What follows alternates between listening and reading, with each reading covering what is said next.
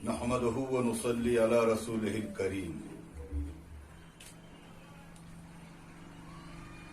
मोहतरम सामईन कराम, इस वक्त में पूरा मुल्क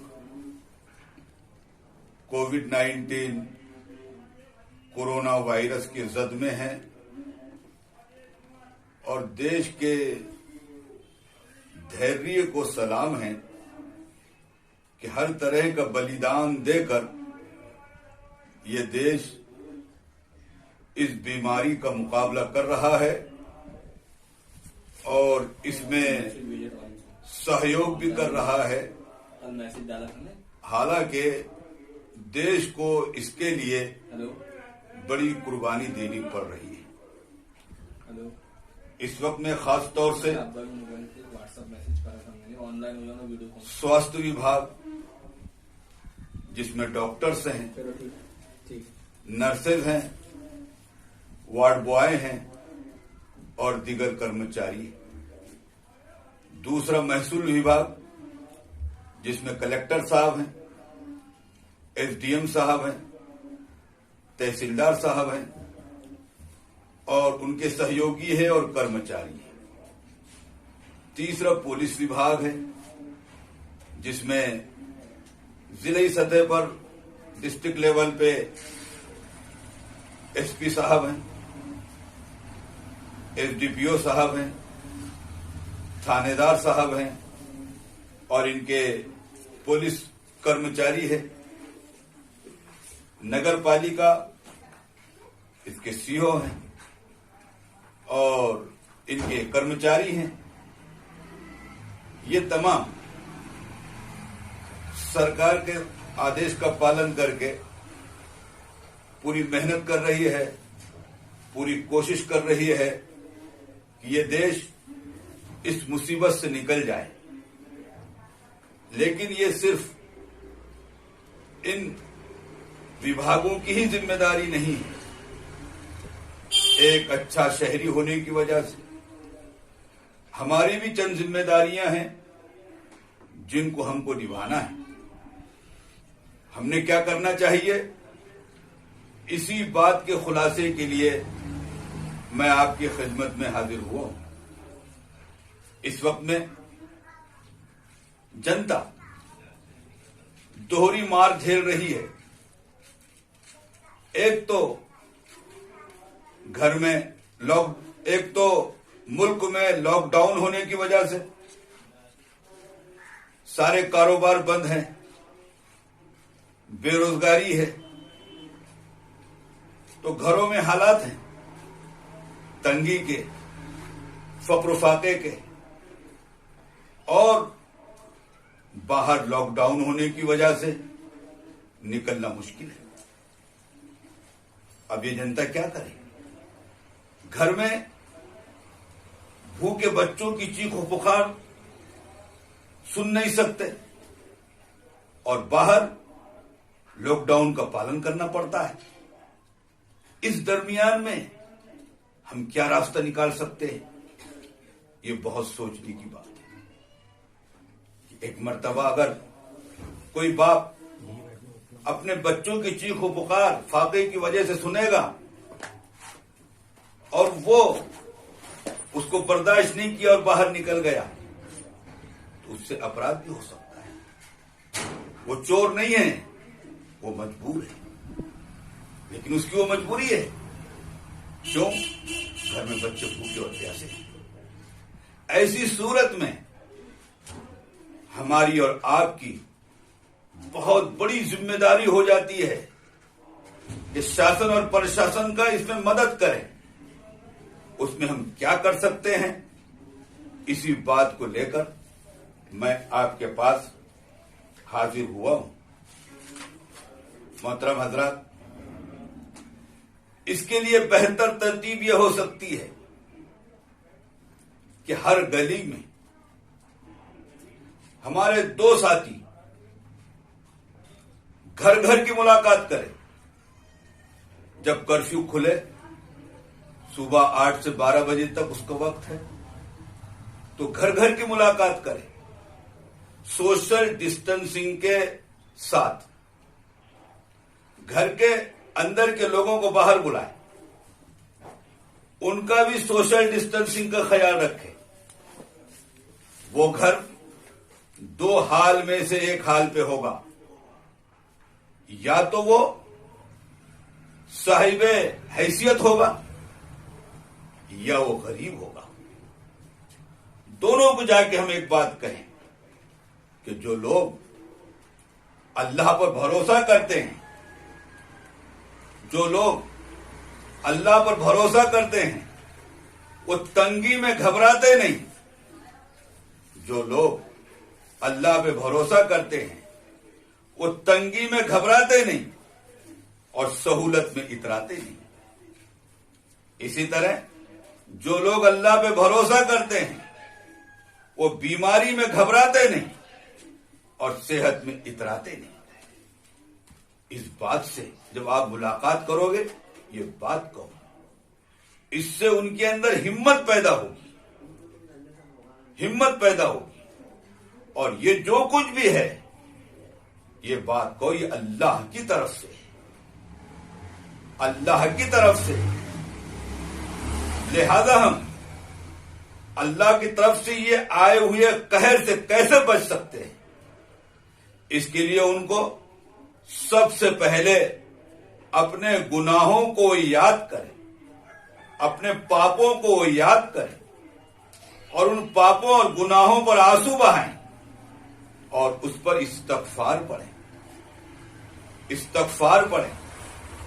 रातों में उठ के अल्लाह से माफी मांगे कि बड़ी जिंदगी हमने तेरी नाफरमानी के साथ गुजारी है, लिहाजा हम पर ये जो अजाब नाजिल हुआ है, ए अल्लाह तो हमारी इससे हिफाजत फरमा। वो इतना रहीम और करीम जात है। जब हम इस्तगफार पढ़ेंगे तो इंशाअल्लाह ताला वो हमारे पापों को और गुनाहों को माफ करके इस कहर से हमारी हिफाजत कर लेगा। लेकिन इसका मतलब ये नहीं है कि जब हम अल्लाह की तरफ से बीमारी है, सेहत भी अल्लाह की तरफ से आएगी। इसमें हम ये जो पाबंदियां बताई जा रही है, इन सारी पाबंदियों पर अमल करके, इन सारी पाबंदियों पर अमल करके अल्लाह पे भरोसा रखें। हम डॉक्टर की बात भी मानेंगे, हम शासन की बात भी मानेंगे और हिम्मत के साथ रहेंगे और सारी एहतियात पर अमल करने के बाद कहेंगे कि ये सब अल्लाह की तरफ से है। बेउसूली नहीं होना, पाबंदियों के खिलाफ कोई कदम नहीं उठना, ये हमारी जिम्मेदारी है। जब हम किसी मालदार से मुलाकात करें तो उसको माल के मसारिफ समझाएं कि तेरा माल कहां कहां लगना चाहिए। इस वक्त में सबसे जरूरी चीज हमारा माल गरीबों की मदद में लगे। जब आप बात करें तो मालदार को उसका महल समझाएं कि तेरा माल कहां लगना चाहिए और निशानदेही करें कि गरीबों पे लगाओ। और जब किसी गरीब से हम मुलाकात करें तो गरीब से मुलाकात करने में उसको रसूलुल्लाह सल्लल्लाहु अलैहि वसल्लम का फक्र फाका बताएं, उसको रसूलुल्लाह सल्लल्लाहु अलैहि वसल्लम का फक्र फाका बताएं ताकि उसको हिम्मत आए और वो हिम्मत के साथ में उस फक्र फाके का मुकाबला करे और किसी भी किस्म के गुनाह और पाप में पड़ने से बचे। तो हमारी जिम्मेदारी है कि हर गली में दो साथी सोशल डिस्टेंसिंग का फायदा ख्याल करते हुए मुलाकातें करें, ईमान और आमाल की बात करें और उसके साथ उनको हिम्मत दिलाएं। फिर गरीबों के दिल की बात, उनको क्या जरूरत है, वो किस मसले में परेशान है, उसको लिख लें और फिर पहले शुरू उस मसले के हल को अल्लाह से मांगे और उसके बाद में जरिए और बहाने के तौर पे फिर हम صاحب حیثیت لوگوں سے ملاقات کر کے اس کی طرف نشاندہی کریں. امید ہے، دل نرم ہے، اس وقت میں انشاءاللہ تعالی یہ آپ کی ملاقاتیں یہ بہت زبردست نفع دے گی اور یہ بہت بڑی مدد شاسن اور پرشاسن کی ہوگی. لہذا آپ حضرات اس میں ان باتوں کا خیال رکھیں. تو اب ہماری ذمہ داری یہ ہے کہ ہم آپس میں جڑ کر بیٹھ کر ان باتوں پر دھیان دیں، خیال رکھیں. اسی طرح ایک بات اور بھی ہے، اپنے گھروں میں اوقات کیسے گزاریں. اپنے گھروں میں اوقات گزارنے کے لیے ہم اپنے گھر کی چار دیواری میں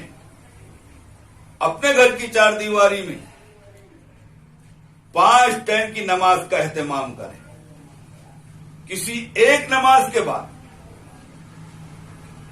تعلیم کریں. تعلیم کے بعد گھر والوں کو ہمت کی، ایمان کی، اعمال کی بات کریں. روزانہ قرآن پاک کی تلاوت کریں. جو 3 تسبیحات ہم کو بتائی جا رہی ہے، سوم، کلمہ، درود شریف، استغفار کی، یہ تسبیحات کو 300 مرتبہ کر دیں. سورہ فتح کی تلاوت روزانہ کریں. اسی طرح حسبنا اللہ و نعم الوکیل یہ 313 مرتبہ پڑھیں. اور لا الہ الا انت سبحانک انی کنت من الظالمین اس کو 313 مرتبہ پڑھیں. سورہ فاتحہ 3 مرتبہ اور سورہ اخلاص 3 مرتبہ. یہ مختلف بزرگوں کے بتائے ہوئے وظائف ہیں جو مختلف حوالوں سے انہوں نے بیان کیے ہیں. لہذا ہم گھروں میں ہیں تو ہم اس کا اہتمام کریں. گھروں کے اندر 5 اعمال کے ساتھ گھر کی تعلیم یہ بہت پابندی سے ہو سکتی ہے. یہ وہ اعمال ہیں جو اس وقت میں کورونا وائرس سے لڑنے کے لیے ہمارے اندر ہمت پیدا کریں گے اور پھر انہی اعمال کی برکت سے اللہ کی مدد بھی اترے گی. لہذا گزارش یہ ہے کہ یہ اجتماعی انفرادی اعمال یہ ہم اب اس وقت میں اندر کے طبیعت کے تقاضے کے ساتھ کریں اور ضروری سمجھ کے کریں تو یہ بھی ایک مدد ہو جائے گی. کسی وقت بیٹھ کر غریبوں کی، مالداروں کی فہرستیں تیار کریں اور پھر ایک کے ذمہ ایک گھر لگائیں، ایک کے ذمہ ایک کی ضرورت کو لگائیں. پچھلے اعلان پر مختلف جگہوں سے الحمدللہ ایسی امید افزا خبر آئی ہے کہ جگہ جگہ لوگوں نے اس کا اہتمام کیا ہے اور قریب 20 گھروں کے انتظام کی صورت نکل آئی.